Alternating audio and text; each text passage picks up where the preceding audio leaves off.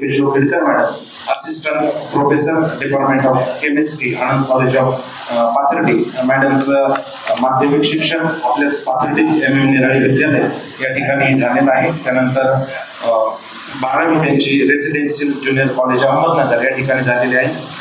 BSc Anand College of science Pathardi या ठिकाणी झालेलं आहे. MScचं शिक्षण त्यांचं सावित्रीबाई फुले पुणे विद्यापीठ पुणे या ठिकाणी झालेलं आहे. तसंच PhD पण त्यांची सावित्रीबाई फुले पुणे विद्यापीठ पुणे या ठिकाणी झालेलं आहे. Post doctorate Indian Institute of Technology Mumbai IIT, तसंच post doctorate Pohang University Science and Technology Postech Pohang South Korea या ठिकाणी झालेला आहे. खरं तर मॅडमचा परिचय करून द्यायचं म्हटलं तर माझंच एक छोटंसं व्याख्यान होईल. जवळजवळ 8 पेज या ठिकाणी आहेत, त्यामुळं त्यांच्या व्याख्यानातूनच आपल्याला त्यांचा परिचय होईल. मी मॅडमला विनंती करतो की त्यांनी आम्हा सर्वांना मार्गदर्शन करावं.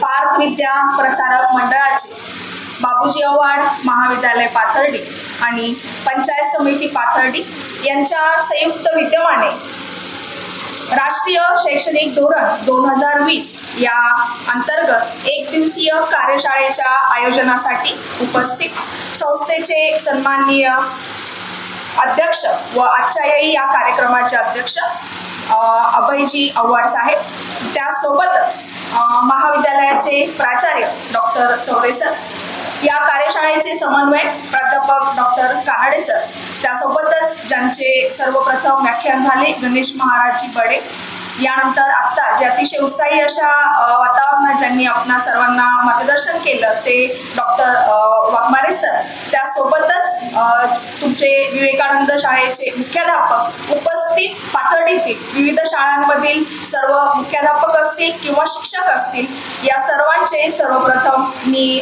स्वागत करते आणि आभार मानते सरांचे की त्यांनी मला आज इथे बोलण्याची ही संधी दिली.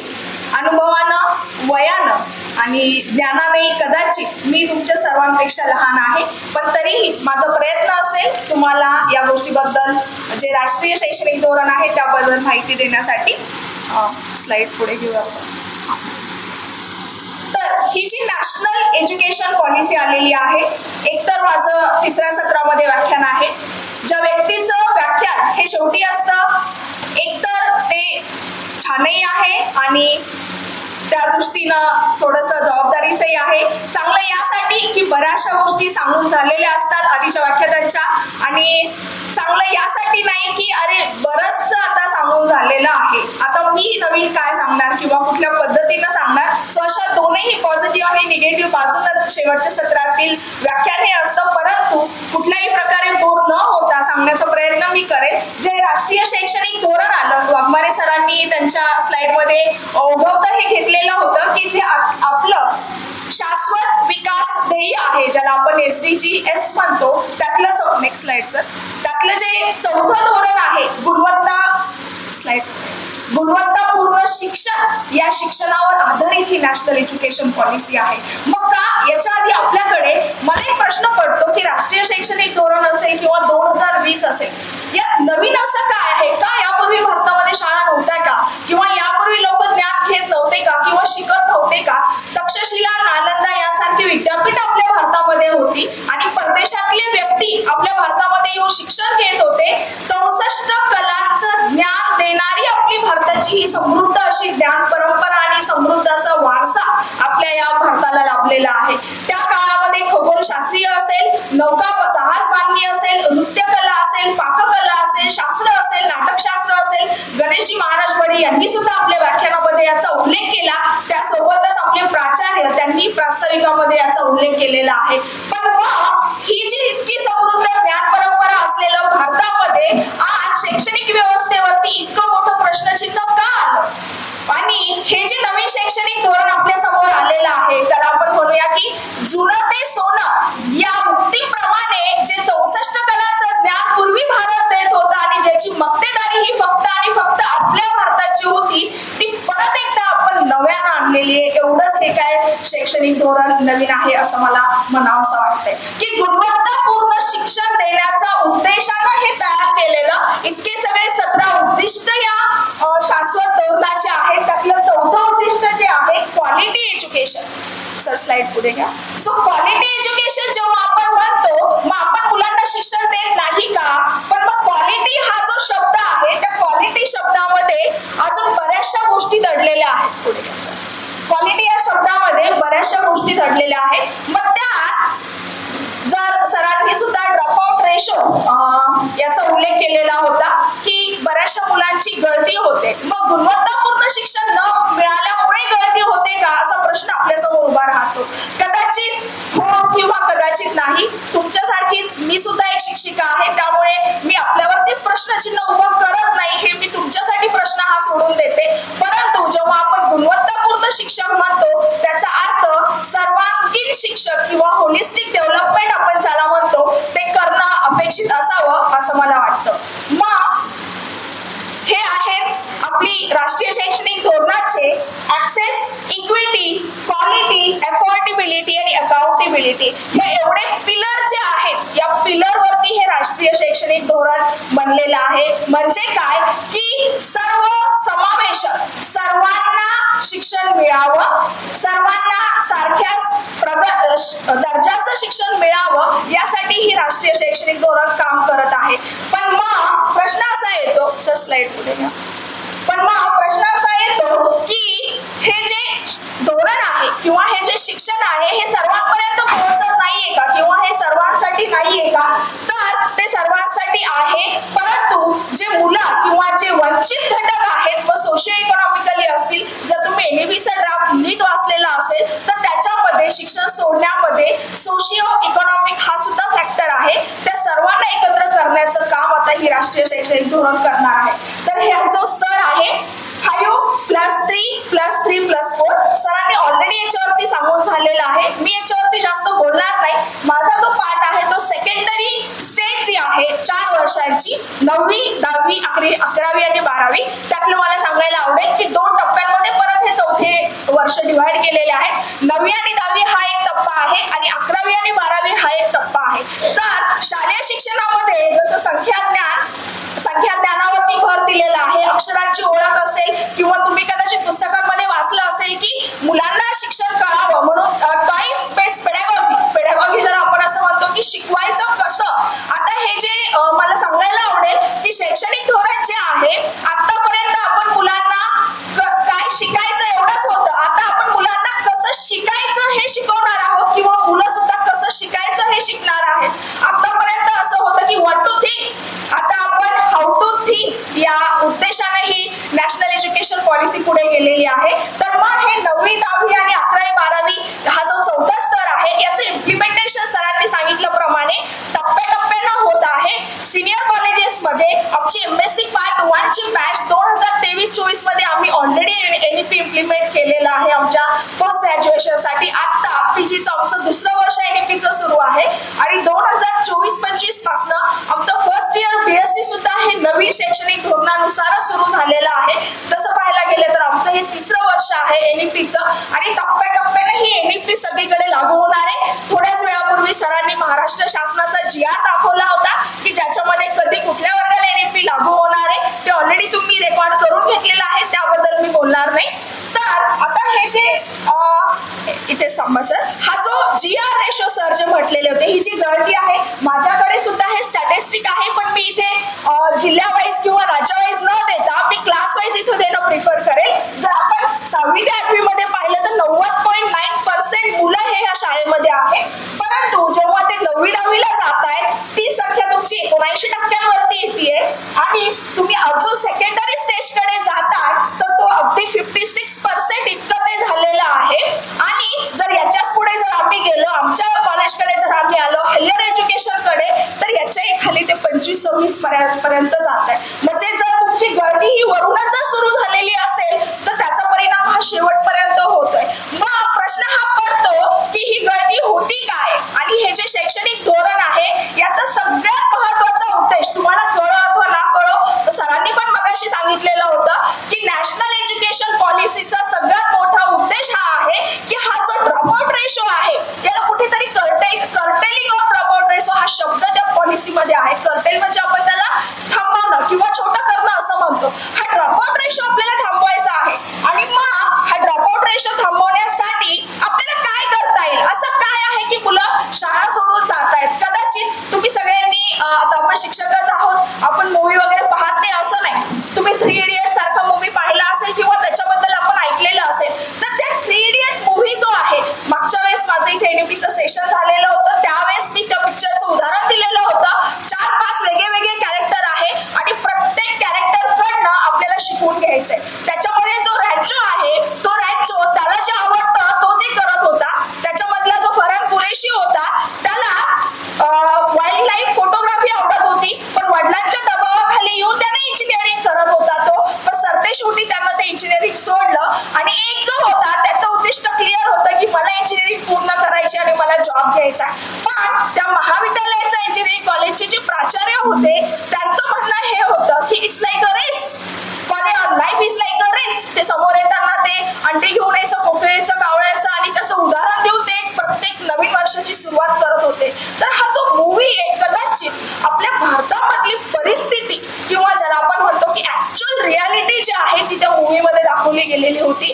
तर हे कुठेतरी बदलायला हवं. ही काही रेस नाही की याला पाडून त्याला पुढे जा, त्याला पाडून त्याला पुढे जा. मग आवडत नाही म्हणून वडिलांच्या किंवा घरच्यांच्या, नातेवाईकांच्या, समाजाच्या दबावाखाली येऊन आपण शिक्षण घेत राहणं आणि मग याची परिणिती याच्यामध्ये होते.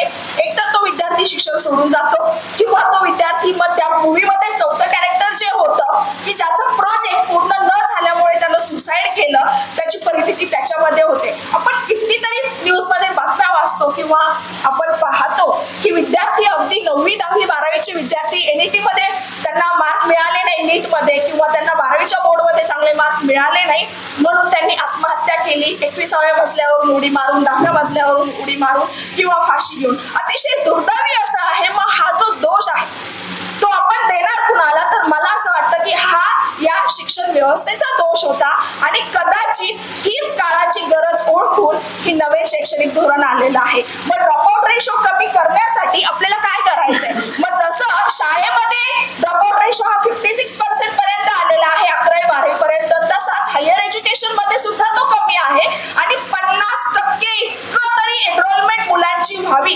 100% नाही, सरांनी जे मगाशी सांगितलं निदान 50% GR तरी पोहोचावा असं या शैक्षणिक धोरणाचं उद्दिष्ट आहे. म्हणजेच एज्युकेशन टू ऑल. मग आता याच्या दृष्टीनं हे जे एनईपी तयार केलेलं आहे मी ते 2 कॅटेगरीमध्ये डिव्हाइड करायला मला आवडेल की ज्याच्यामध्ये पेडागॉगिकल म्हणजे शिकवण्याची पद्धत किंवा शिकवायचं कसं आणि दुसरं जे आहे ते करिक्युलर. आता करिक्युलरचं मला असं वाटतं की आपण फार लोड घ्यायला नको. जसं मगाशी सरांनी सांगितलं की बालभारतीचं काम कमी झालेलं आहे, एनसीईआरटीचं काम वाढलेलं आहे, एनसीईआरटी कडून ते एससीईआरटी कडे येणार आहे आणि तुम्हाला आयते पाठ्यपुस्तकं तुमच्या हातामध्ये मिळणार आहेत. त्यामुळे मला असं वाटतं की आता हे आपण हा विषय कसा शिकवायचा, त्याच्यामध्ये काय असणार आहे, ते कसं करायचं याची चिंता आपण करायला नकोय. आपल्यासाठी रोड आणि रोड मॅप तयार करून दिलेला असणार आहे. आपल्याला फक्त काय करायचंय किंवा हे जे मला आठवते की 2-3 वर्षांपूर्वी मी सुद्धा तुमच्यासारखं शिरूरला असेल, पुण्याला असेल, संगमनेर जिथे जिथे एनईपीचे वर्कशॉप असतील मी तिथे सुरुवातीला एनईपी कोऑर्डिनेटर असल्यामुळे माझ्यावर कॉलेजनं ती जबाबदारी दिलेली होती. मी प्रत्येक ठिकाणी जाऊन व्याख्यान ऐकत. सुरुवातीचे पहिले 2 व्याख्यान तर मला काहीच कळालेच नाही की हे काय चाललंय.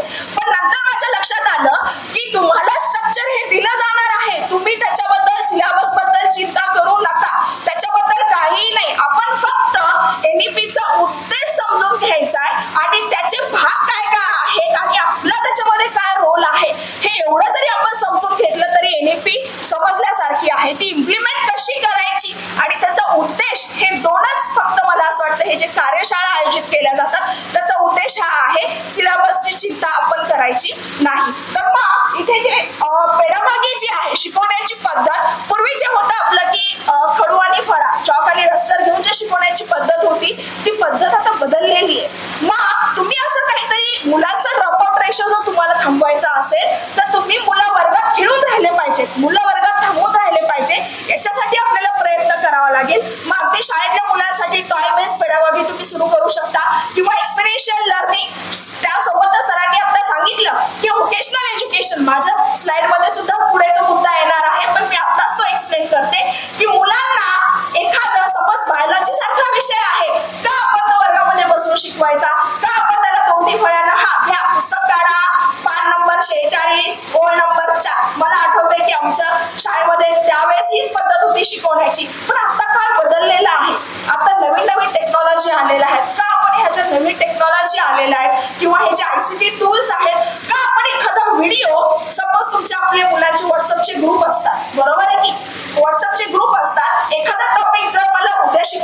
असेल तर मी तो 2 दिवस आधी त्या ग्रुपवर एखादं मी स्वतः हे करते. 2 दिवस आधी मी ते कॉलेजच्या माझ्या ग्रुपवरती तो व्हिडिओ आणि व्हिडिओ फार लेंथी नसावे. व्हिडिओ हे अगदी 2 किंवा 3 मिनिटांचे असावे. तुमचा 15 मिनिटांचा व्हिडिओ सुद्धा कुणी पाहणार नाही. फक्त 3 मिनिटं, मॅक्झिमम 3 मिनिट व्हिडिओ.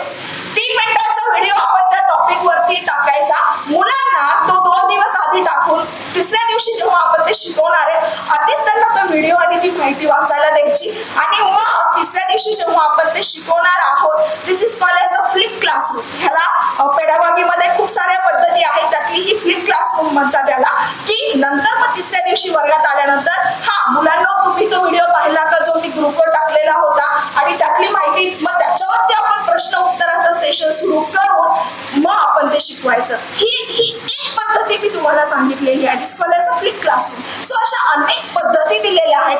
आपण जर या पद्धती अवलंबवल्या का नाही, आपण काळासोबत का चालायचं नाही, का आपण आपलं खडू आणि डस्टर आणि फळा का सोडायचं नाही. जर आपण ते सोडलं, ते अगदी सोडून द्या असं मी म्हणत नाही. पारंपरिक शिक्षणाला पर्याय नाही, पण आधुनिकता सुद्धा आपण अवलंबायला हवी. आणि मग असं जर केलं व्हिडिओच्या माध्यमातून, ऑनलाईन लेक्चरच्या माध्यमातून किंवा इंटरॅक्टिव्ह सेशन, मला असं आठवतंय की आमचे इंडक्शन प्रोग्राम होत असतात. आमचं सुद्धा टीचर ट्रेनिंग असतं जेव्हा आम्ही नवीन जॉबला होतो त्यावेळेस. आयसरला पुणे येथे शिक्षणचा तो ट्रेनिंग प्रोग्राम होता पूर्ण 21 दिवसांचा.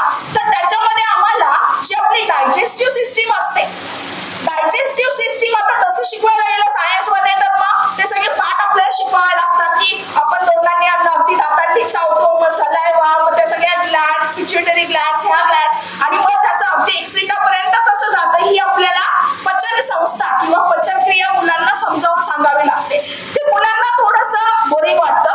तर त्यांनी आम्हाला ते टास्क दिलेलं होतं की ही जी डायजेस्टिव्ह सिस्टीम आहे ती तुम्ही तुमच्या मुलांना कशी शिकवणार. मग त्याच्यासाठी त्यांनी आमचा ग्रुप केलेला होता एक 18 ते 20 लोकांचा. आणि 18 ते 20 लोकांनी ड्रामाच्या फॉर्म मध्ये म्हणजे नाटकाच्या फॉर्म मध्ये ही पचन संस्था जी आहे ती विद्यार्थ्यांना शिकवायची. आमच्यासाठी ही नवीन पद्धत होती, परंतु मला सांगायला अतिशय आनंद वाटतो की अतिशय सुंदर अशा पद्धतीनं आम्ही ते 18 ते 20च्या ग्रुपनं ते नाटक बसवलं. म्हणजे मी सलायवा ग्लॅन्ड झाले किंवा माझा एखादा कलिग आहे तो पिट्युटरी ग्लॅन्ड झालं, एखादा कलिग हा दात झाला, एखादा कलिग हा माउथ झाला, एखादा कलिग जो आहे म्हणजे आपण जे लहान मुलांना शिकवतो त्या विद्यार्थ्याला म्हणायचं की हा तू जीभ आहेस, तू दात आहेस. आणि अशी नाटकाच्या फॉर्म मध्ये अगदी तोंडापासून त्यांना सिरियली उभं करून ते एक्सरिटा पर्यंत आम्ही 2 लाईन केलेल्या होत्या आणि ते पूर्ण ऍक्टिंग करून आम्ही ते डायजेस्टिव्ह सिस्टीमचं ऍक्ट दिलेलं होतं.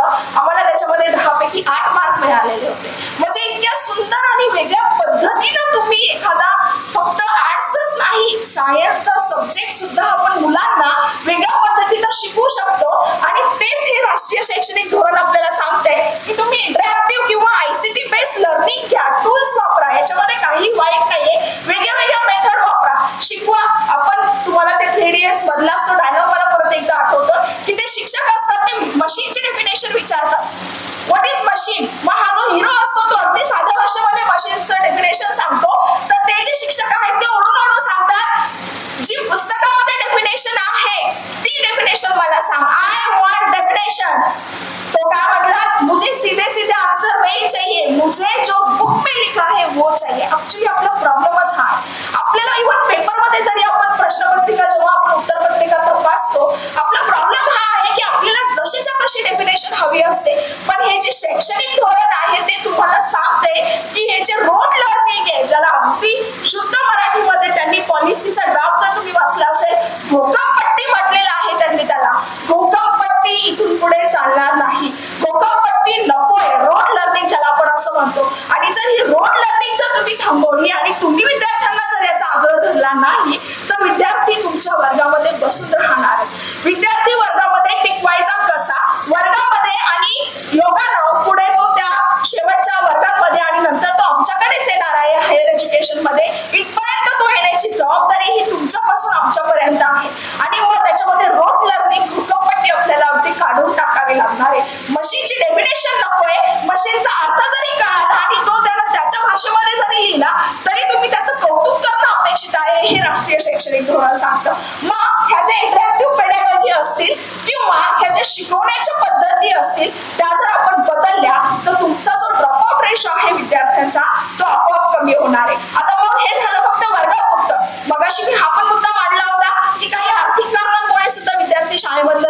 किंवा घरची परिस्थिती असते. मॅडम आमच्याकडे काही मुलं असतात की मॅडम नाही आम्हाला घरची परिस्थिती चांगली नाहीये, मला कॉलेजमध्ये सोडावं लागतंय किंवा मी पुढे शिक्षण घेऊ शकत नाही, अशा विद्यार्थ्यांचा विचार सुद्धा या राष्ट्रीय शैक्षणिक धोरणामध्ये केला गेलेला आहे. खूप साऱ्या पीएम उच्चस्तर असतील किंवा खूप साऱ्या कर्ज देण्याच्या सुविधा माननीय प्रधानमंत्री यांनी सुरू केलेल्या आहेत. तर कुठलाही विद्यार्थी हा शिक्षणापासून वंचित राहू नये यासाठी शासन पुरेपूर प्रयत्न करत आहे. एक शिक्षक म्हणून आणि या देशाचा जबाबदार नागरिक म्हणून ही माझी आणि तुमची जबाबदारी आहे की आपण ते मुलांपर्यंत पोहोचवणं. वेगळ्या स्कॉलरशिप असतील, फेलोशिप असतील, त्या मुलांना त्याची माहिती द्या. आणि प्लस काही कारणानं जर त्याला शिक्षण सोडायचं असेल, जसं मगाशी सरांनी सांगितलं की निदान आमच्या बीएससी मध्ये तरी फर्स्ट इयरला विद्यार्थी आला आणि मॅडम काही माझं लग्न झालं किंवा मला जॉब करावा लागतो, त्याला एक 4 क्रेडिटचा कोर्स करून आम्ही त्याला सर्टिफिकेट देतो आणि त्याला त्याच्यावर जॉब मिळणार. 7 वर्षापर्यंत त्याला जाण्या येण्याची मुभा आहे. 2 वर्षाचं त्याने डिग्री केली तर त्याला डिप्लोमा मिळतो. 3 वर्ष त्यांनी बीएससी चे जर केले तर त्याला परत डिग्री मिळणार आहे. आणि 4 वर्ष जर केले तर त्याला honours with research he degree मिळणार आहे. आणि पीजी मध्ये तो लगेचच 1च वर्ष करून पीजी पूर्ण करणार आहे. आणि अजून एक सर कदाचित सांगायचं विसरले असतील, 4थ्या वर्षामध्ये जर त्याला 75, 78 किंवा ओ ग्रेड जर मिळाला असेल तर त्याला डायरेक्टली पीएचडी साठी सुद्धा ऍडमिशन मिळणार आहे. सो इतके सगळे फायदे या ऑनर्स विथ रिसर्च डिग्रीचे आहेत. यातलं कुठेही कंपल्शन नाही, पण मग तिथपर्यंत विद्यार्थी जाण्याची जबाबदारी ही तुमच्यापासून सुरू होते, शाळेपासून. शाळेत जर विद्यार्थी पुढे आला तर तो आमच्यापर्यंत येणार आहे आणि त्याच्यासाठी आपल्याला हातात हात घालून मिळून हे सगळे प्रयत्न करावे लागणार आहेत. पुढे या.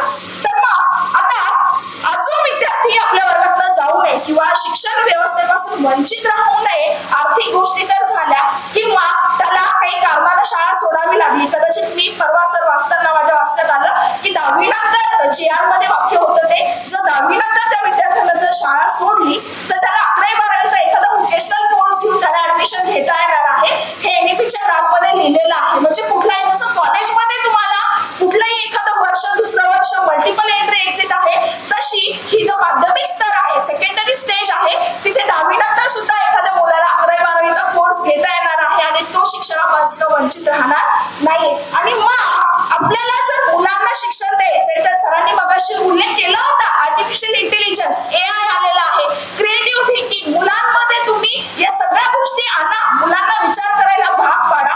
आणि मग हे मुलांना जर आपण विचार करायला भाग पाडलं तर कदाचित ते वर्गामध्ये बसायला थांबतील. तुम्ही त्यांना फक्त घोकपट्टी हा 1 बेदुने 4, 4 दुने 8 हे जर शिकवत राहिले तर ते तुमचं ऐकणार नाहीत. आणि मग व्होकेशनल कोर्स जे आहे, मुलांना फक्त आपण अभ्यासक्रम शिकवण्यापेक्षा मुलांना जगायचं कसं, मला वाटतं गणेश महाराजांनी त्यांच्या व्याख्यानामध्ये हे सांगितलं होतं की साधू संत जे आहेत किंवा ग्रंथ जे आहेत ते आपल्याला जगायचं कसं हे शिकवतात. मग मुलांनी एक भारताचा आपला सृजन नागरिक म्हणून आपण कसं वागावं याच्यासाठी मुलांना सिंपती असेल, त्याचे जे पियर कलिग असतील त्याच्याशी त्याने कसं वागलं पाहिजे किंवा एन्व्हायरमेंट आपल्या आजूबाजूचं जे आहे त्याची जबाबदारी त्याला आपण दिली पाहिजे. अगदी शालेय शिक्षणापासून याची सुरुवात होते. एनईपीच्या ड्राफ्ट मध्ये हे सगळं लिहिलेलं आहे. आणि मग या गोष्टी जर आपण त्या विद्यार्थ्यांना दिल्या, त्यांना एक चांगला नागरिक घडवण्याचा जो प्रयत्न केला तर ते तुम्हाला आम्हाला सोडून कुठेही जाणार नाही. दुसरा महत्वाचा भाग याच्यामध्ये जो येतो, जे मी मगाशी एक स्लाइड निघून गेली, मातृभाषेतलं शिक्षण. सरांनी सुद्धा हे उल्लेख केलेला आहे. निदान 6वी पर्यंतचं शिक्षण तुम्ही मराठीमध्ये द्या. आणि मग त्रिभाषा हे सूत्र शाळेत शिक्षणामध्ये आलेलं आहे की तुम्हाला 3 भाषा मात्र ह्या शिकवल्या जाणार आहेत. त्याच्याही पेक्षा 9वी 11वी 12वी मध्ये तुम्हाला फॉरेन लँग्वेजेस सुद्धा आता शिकवल्या जाणार आहेत. एखादी जपनीज असेल, कोरियन असेल, चायनीज, कुठलीही लँग्वेज असेल. आता तुम्हाला आम्हाला प्रश्न पडेल, मॅडम आता मी कोरियामध्ये 2 वर्ष राहिले, मला हल्ली 2-4 शब्द तिथे मला एक सांगायला आवडेल तुम्हाला. जेव्हा 2 वर्ष मी कोरियामध्ये होते, एखादा ग्रॅज्युएट विद्यार्थी आपला पीएचडी करण्यासाठी जर तिथे जात असेल तर त्यांचा जो पीएचडीचा कोर्स वर्क असतो, कंपल्सरी कोरियन लँग्वेज त्यांना शिकावी लागते, त्याशिवाय ते तिथे राहू शकत नाही. तर अभ्यासक्रमातच तुम्ही भारतीय असा, तुम्ही पंजाबी असा, म्हणजे भारतीय आल्यानंतर त्या सगळेच आले आपले, तुम्ही कुठल्याही देशात नाही या, तुम्हाला त्यांची भाषा, मातृभाषा ही शिकावी लागते अगदी पहिल्याच वर्षाला. आणि मग ती जर तुम्ही पास झाले तर तुम्ही पुढच्या वर्गामध्ये जाता. म्हणजे तुम्ही विचार करा की ह्या ज्या फॉरेन कंट्रीज आहेत त्या त्यांच्या मातृभाषेला किती महत्व देतात. आणि मग आपल्याला सुद्धा आपल्या मातृभाषेचा तितकाच अभिमान हा असला पाहिजे. का मला मराठीतनं ज्ञान घ्यायला लाज वाटावी किंवा का मला मराठीतनं बोलायला लाज वाटावी, का मला मराठी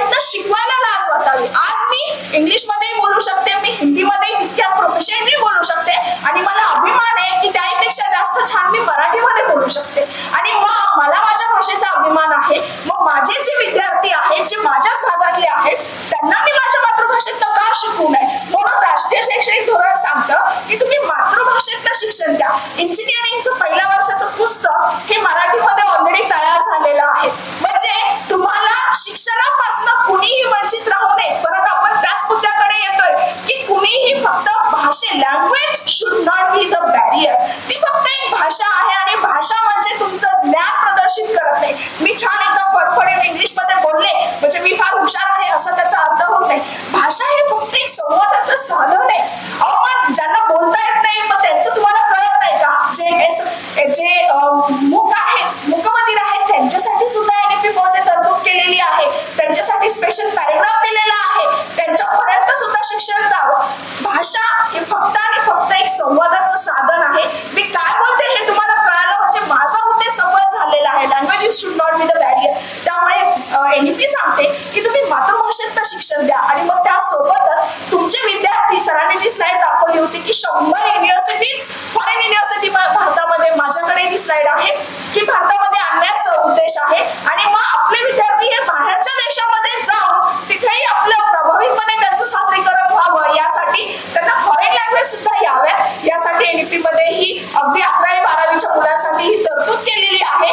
त्याची काळजी आपल्याला नसावी. ऑनलाईन माध्यमातून जसं सरांनी सांगितलं, वाघमारे सरांनी, की त्यांनी जपनीज टीचर बोलवले होते, याच पद्धतीने हे शिक्षण होणार आहे. आपल्याला त्याची काळजी करण्याची गरज नाही की बापरे आता मग मी जपनीज शिकायची का, आता मी कोरियन शिकायची का? नाही, त्याच्यासाठी दुसरे शिक्षक असणार आहेत आणि तुम्ही पण ते का शिकू शकत नाही? तुम्हाला जर असं वाटत असेल की तुमचा वर्कलोड, तुमचे विद्यार्थी जर हे तुमच्याकडेच राहावे तर आता आपली जबाबदारी वाढलेली आहे. आपल्याला स्वतःमध्ये बदल करून घ्यावे लागणार आहे.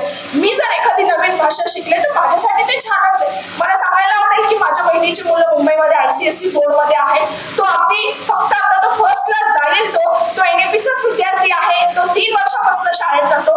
तो फ्रेंच लँग्वेज शिकलाय. तो आत्ताशी 2025ला तो फर्स्टला ऍडमिशन घेणार आहे. परवाच त्याचा रिझल्ट डिक्लेअर झालेला आहे. आणि मग शहरी भागांमध्ये ऑलरेडी हे 3 वर्षांच्या मुलांवरती फॉरेन लँग्वेज शिकवणं सुरू झालेलं आहे. आपल्याकडे ते आता टप्प्याटप्प्यांमध्ये हळूहळू येणार आणि मग ती लँग्वेज आपण जर शिकलो तर काय अवघड आहे. आणि नाही शिकलो तरी आपल्या विद्यार्थ्यांचं नुकसान होणार नाहीये. कुणीतरी बाहेरचे शिक्षक घेऊन जे त्याच्यामध्ये ट्रेन आहेत ते लँग्वेज ते त्यांना शिकवणार आहेत. म्हणजे ही जी एज्युकेशन पॉलिसी आहे ती मातृभाषा प्लस परप्रांतीय भाषा आणि त्यासोबतच तेलुगू असेल, कन्नड असेल, तमिळ असेल यापैकी सुद्धा एक भाषा आणि संस्कृतचा धागा. मात्र संस्कृत हे आपलं प्राण आहे असं मी म्हणेन. सगळ्या भाषांची जननी ही संस्कृत आहे. संस्कृत मधलं शिक्षण सुद्धा आणि संस्कृत भाषा ठेवण्याचं सुद्धा ही नॅशनल एज्युकेशन पॉलिसी सांगते. शाळांमध्ये संस्कृत हे शिकवलं जाणार आहे. या भाषा व्यतिरिक्त संस्कृत एक ज्याला आपण असं म्हणतो की ते आहेच आणि ते असणार आहे. सो इतकं महत्व मातृभाषेला आणि वेगळ्या वेगळ्या भाषेला दिलेलं आहे. सर मागे घ्या स्लाइड. याच्यात सगळ्यात महत्वाचा एक ड्रॉपआउट होण्याचा मुद्दा आहे की असेसमेंट. सरांनी सुद्धा त्यांच्या व्याख्यानामध्ये हे सांगितलं की पूर्वीच्या असेसमेंट होत्या, वर्षभराचं आपण परीक्षा घ्यायचो, पण आता तसं नाहीये. सर याच्या आधीची स्लाइड घ्या. आता तसं होणार नाहीये. किंवा मुलांना जे सरसकट 8वी पासचं जे धोरण अवलंबलेलं होतं, बऱ्याच जणांना त्याचं विद्यार्थ्यांचं नुकसान झालं किंवा आपल्याला त्याचा फायदा झाला, जे काही असेल ते. परंतु आता प्रत्येक 3री असेल, 6वी असेल, 8वी असेल, प्रत्येकासाठी परीक्षा या असणार आहेत. पण परीक्षा या पूर्वीसारख्या नसणार आहेत की या प्रश्नाची उत्तरं द्या, त्या प्रश्नाची उत्तरं द्या, कारणे द्या, त्या पद्धतीच्या परीक्षा ह्या नसणार आहेत. परीक्षेचं माध्यम आणि परीक्षेचं स्वरूप हे पूर्णपणे बदललेलं आहे. 10वी-12वीचे बोर्ड कुठे गेलेले नाहीये. 10वी-12वीची परीक्षा तुम्हाला मुलांना वर्षातनं तुम्हाला 2 अटेम्प्ट दिलेले आहेत त्यांनी आणि बेस्ट ऑफ 2 मधला जो बेस्ट असेल ती मार्क विद्यार्थ्याच्या मार्कशीटवर येणार आहेत. पण आता मार्क येणार नाहीये तर तुम्हाला ग्रेड येणार आहे. क्रेडिट सिस्टम, सेमिस्टर पद्धत किंवा तुम्हाला ग्रेडिंग सिस्टम आता इथून पुढे येणार आहे. म्हणजे ही जी असेसमेंट होती की माझ्या शेजारच्या मुलाला 80% पडले, मग माझ्या मामाच्या मुलाला 85% पडले आणि मला 75% पडले. या डिप्रेशन मध्ये येऊन काही विद्यार्थ्यांनी आत्महत्या केलेल्या आहेत. या डिप्रेशन मध्ये येऊन शेजाऱ्याच्या विद्यार्थ्याला 90% मिळाले म्हणून माझ्या आई वडिलांनी मला वागलेलं आहे. अशी कितीतरी उदाहरणं असतील प्रत्येकाच्या याच्यामध्ये. आता हे कुठेही राहणार नाही, कुठेही राहणार नाहीये. ग्रेड्स येणार आहेत आणि मुलांवरती जे मार्कांचं दडपण आहे ते कमी होणार आहे. आणि मग असेसमेंटची जर पद्धतच बदलली, तुम्हाला ओरल घेणं असेल किंवा एखादा स्किल असेल. आता सरांनी पण सांगितलं होतं की 6वी ते 8वी मध्ये आपल्याला विणकाम असेल, सुतारकाम पाहिजे. व्होकेशनल एज्युकेशन ज्याला आपण असं म्हणतो की शाळा शिकता शिकता जगण्यासाठी आपल्याला काय शिक्षण घ्यायचं ते शिक्षण आपल्याला आता मिळणार आहे. व्होकेशनल एज्युकेशन मला सांगायला आवडेल की आमच्या सिनियर कॉलेजमध्ये ऑलरेडी व्होकेशनल एज्युकेशनचे कोर्सेस सुरू झालेले आहेत. ॲबिलिटी एनहान्समेंट कोर्सेस सुरू झाले. 8 व्हर्टिकल आम्हाला आहे. त्या 8 व्हर्टिकलमध्ये इंडियन नॉलेज सिस्टम आहे, IKS आहे, भारतीय ज्ञान प्रणाली आहे.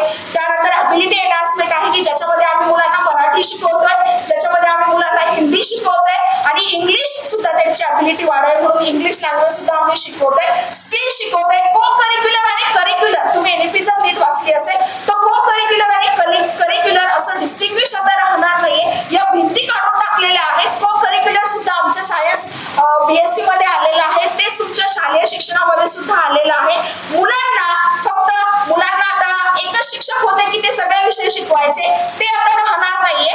तुम्हाला फिजिकल एज्युकेशन असेल, आर्ट असेल याच्यासाठी वेगळे शिक्षक जे सरच्या मुद्द्याकडे गेलेले होते की शिक्षक भरती असेल, नेमणूक असेल त्या विषयावरती मी बोलण्याची अधिकारी नाही किंवा मी ते बोलणार नाही. पण धोरण हे सांगतं की आम्ही शिक्षकांची कमी पडू देणार नाही आणि प्रत्येक विषयासाठी प्रत्येकासाठी वेगवेगळे शिक्षकही ते देणार आहेत. म्हणजे इतकी सगळी तरतूद NEP मध्ये आहे. आर्ट्स असेल, सायन्स असेल, कॉमर्स असेल किंवा दुसरी कुठल्याही एखादं फॅकल्टी असेल, MPA असेल, कुठलंही बॅरियर आता राहिलेलं नाहीये. आमचे सायन्सचे विद्यार्थी मराठीचा विषय शिकतायत, मराठीचे आर्ट्सचे विद्यार्थी इतिहास आमच्याकडे शिकतायत किंवा वेगळे कॉमर्सचे विषय शिकतायत. हे शालेय शिक्षणामध्ये सुद्धा येणार आहे. फिजिक्स असेल, अकाउंटन्सी असेल, बायोलॉजी असेल, मुलांना सगळं शिकता येणार आहे. आणि मला एक सांगायला आवडेल की तुमच्याकडे स्कॉफ नावाचं जे मानांकन पद्धत आहे तर तुमच्या स्कॉफ मध्ये पार्ट 1 पार्ट 2 मध्ये जवळजवळ टास्क दिलेले आहेत.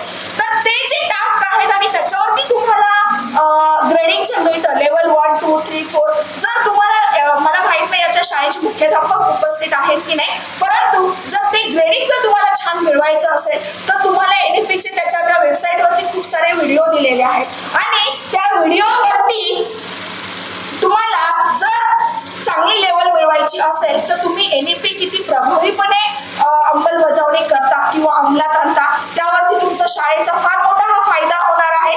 शिक्षकांनी स्वतःला अपडेट करणं, अपग्रेड करणं हे महत्वाचं आहे आणि जर आपण ते केलं आणि समजून घेतलं हे फार दडपणाचं नाहीये, फार अवघड नाहीये. आम्ही ऑलरेडी ते करतोय. फक्त उद्देश एवढाच आहे की जे प्राचार्य सर म्हटलेले होते की कागदोपत्री फक्त काही राहायला नकोय, ते ऍक्च्युअल इम्प्लिमेंट त्याचं झालं तर याचा खरा आनंद आपल्याला मिळणार आहे. मला असं वाटतं की आपण जर सर्वांनी मिळून एकत्रपणे जर काम केलं, मुलांसोबतच आपले कम्युनिकेशन स्किल आपण वाढवलं, आपलं प्रेझेंटेशन स्किल वाढवलं, आपली पर्सनॅलिटी आपण जर डेव्हलप केली आणि कलिग म्हणून आपण जर एकत्र म्हणून सगळ्यांनी काम केलं तर नक्कीच आपण भविष्यात पुढे जाऊ शकतो. यासोबतच आपण आपल्याही तब्येतीची काळजी घेणं, आपली मेंटल हेल्थ आणि त्यानंतरच आपण विद्यार्थ्यांची मेंटल हेल्थ सांभाळू शकतो असं मला वाटतं.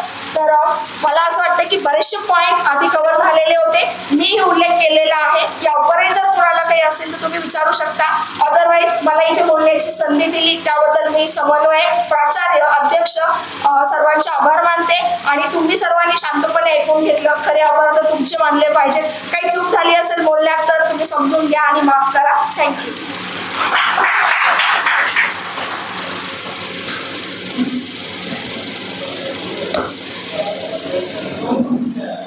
धन्यवाद मॅडम. आपण आपल्याला जो विषय दिला होता त्या विषयाचे सर्वच मुद्दे या आपल्या व्याख्यानात ॲड केलेले आहेत. मित्रांनो, आपण सकाळपासून 3 वेगवेगळे व्याख्यानं या ठिकाणी ऐकलेले आहेत. बडे महाराज असतील, वाघमारे सर असतील, खेडकर मॅडम असतील. हा विषय हा प्रचंड मोठा आहे. इतक्या कमी वेळात सर्व माहिती आपण घेऊ शकत नाही, परंतु त्याची सुरुवात भारत विद्याप्रसारक मंडळाच्या हिरक महोत्सवाच्या निमित्ताने आपण कार्यशाळा घेऊन केलेली आहे. नंतरही कधी योग आला तर आपण अजून वेगवेगळे वक्ते आणून अजून कंटिन्यू या NEPला पुढे घेऊन जाऊ.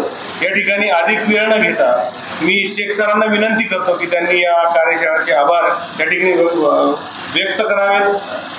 आभारानंतर राष्ट्रगीत होणार आहे. सर्वांनी त्यानंतर उभं राहायचं आहे. मी शेख सरांना पुन्हा एकदा विनंती करतो की आपण आभार व्यक्त करू. भारत प्रसारक मंडळाच्या हिरक महोत्सवी वर्षानिमित्त बाबूजी आवाड महाविद्यालय व शिक्षण विभाग, पंचायत समिती पाथर्डी यांच्या संयुक्त विद्यमाने राष्ट्रीय शैक्षणिक धोरण, नॅशनल एज्युकेशन पॉलिसी 2020 याचा आज आपल्या महाविद्यालयामध्ये या कार्यशाळेचे आयोजन करण्यात आले। राष्ट्रीय शैक्षणिक धोरण जे आहे यामध्ये मागील काही वेळापासून आपण जो एक विचार घेऊन आलेलो आहोत की हे धोरण काय आहे, तर शिक्षण व्यवस्थेमध्ये जी मूलभूत गोष्ट आहे ती आहे शिक्षण। आणि सांगायला हरकत नाही की NEP आल्यानंतर आम्ही कोकम ठाणला या सुलभ म्हणून या NEPचं काम केलेलं आहे। तर त्यामध्ये सेंट्रल जी आयडिया आहे तो आहे शिक्षण आणि शिक्षकाचं सक्षमीकरण करणं, शिक्षकाला विद्यार्थ्यांच्या सर्वांगीण विकासाकरिता शिक्षकांनी नवीन नवीन विचार प्रवाह असतील, विषय ज्ञान असेल, अध्यापन शास्त्र असेल, विविध धोरणं असतील इत्यादी विषयी अद्ययावत असणे हा खरा आपल्या नॅशनल एज्युकेशन पॉलिसीचा किंवा या वर्कशॉप मधून आपल्याला या गोष्टी करता येणं आवश्यक आहे। याच अनुषंगाने आपल्या महाविद्यालयामध्ये या कार्यशाळेचं आयोजन करण्यात आलं। या कार्यशाळेमध्ये भारत विद्या प्रसारक मंडळाचे अध्यक्ष आणि आजच्या कार्यक्रमाचे अध्यक्ष सन्माननीय अभय आव्हाड साहेब यांनी आपल्याला शुभेच्छा दिल्या। काही कामानिमित्त ते या ठिकाणी उपस्थित राहिलेले नाही, त्यांचे मी आभार मानतो। सोबतच या कार्यशाळेचे उद्घाटक सन्माननीय शिवाजी कांबळे साहेब विकास अधिकारी हे सुद्धा काही कारणास्तव या ठिकाणी उपस्थित राहिले नाहीत, पण त्यांनी आपल्याला शुभेच्छा दिल्या। या NEPच्या वर्कशॉप करता त्यांनी आपल्याला खूप सहकार्य केलेलं आहे, त्यांचे सुद्धा मी आभार मानतो। या कार्यशाळेमध्ये मार्गदर्शन करणारे सन्माननीय गणेश महाराज बडे यांनी भारतीय ज्ञान परंपरेचा इतिहास या विषयावरती अतिशय छान व्याख्यान दिलं, त्यांचे मी आभार मानतो। न्यू आर्ट्स कॉमर्स सायन्स आणि कॉमर्स महाविद्यालयाचे वाणिज्य विभाग प्रमुख सन्माननीय डॉक्टर मंगेश वाघमारे आणि श्री आनंद महाविद्यालयाच्या सन्माननीय डॉक्टर जयश्री खेडकर मॅडम यांनी PPT द्वारे खूप छान असं या राष्ट्रीय शैक्षणिक धोरणाचा उहापोह केला, त्याबद्दल मी त्यांचा आभार मानतो।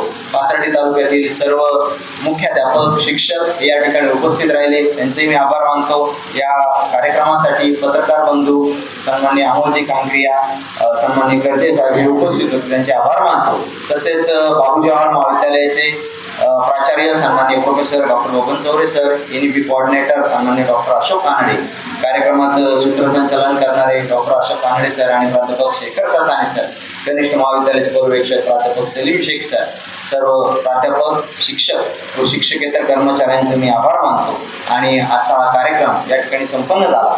कार्यक्रमाची सांगता ही राष्ट्रगीताने होणार आहे। कार्यक्रम संपन्न झाल्यानंतर आपण आपले प्रमाणपत्र हे बाहेर उपलब्ध आहे ते कृपया घेऊन जायचे आहेत। राष्ट्रगीतासाठी सगळ्यांनी उभं राहायचं आहे।